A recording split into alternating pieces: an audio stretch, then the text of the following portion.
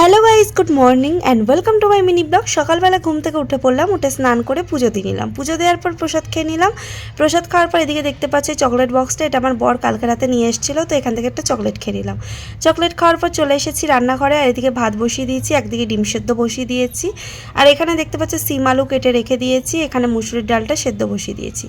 ডিম সেদ্ধ হয়ে গেছে তাই ছাড়িয়ে রেখে দিলাম। এখানে পেঁয়াজ, আদা, রসুন সমস্ত কিছু কেটে রেখে দিয়েছি। এখানে এখন সিম ভাজাটা আমি বসিয়ে দিলাম, তো সিমটা এখন ভেজে নেব। এদিকে আমার মুসুরির ডালটাও রেডি হয়ে গেছে। তো মুসুরির ডালটা হয়ে যাওয়ার পর আমি এখন ডিমটা রান্না করে নেব। তো এখানে আমি ডিম ভাজা বসিয়ে দিয়েছি। তো ডিমটা ভাজার পর এখন আমি ডিমের তরকারিটা করে নেব। ডিম ভাজার পর এখানে দেখতে পাচ্ছ কড়াইতে তেল দিয়ে দিয়েছি, তেল গরম হয়ে গেছে। এখন পেঁয়াজটা দিয়ে দিলাম, পেঁয়াজটা লাল লাল করে ভেজে নিয়ে তারপরে এখন দিয়ে দিচ্ছি সমস্ত মশলাটা।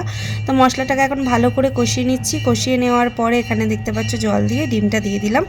তো আমার ডিমের তরকারি রেডি হয়ে গেছে। আর এখানে দেখতে পাচ্ছ কী কী রান্না করছি সেটাই দেখাচ্ছি। এখানে ভাত, এখানে রয়েছে ডাল, আর এখানে হয়েছে সিম আলুর তরকারি, আর রয়েছে ডিমের কারি।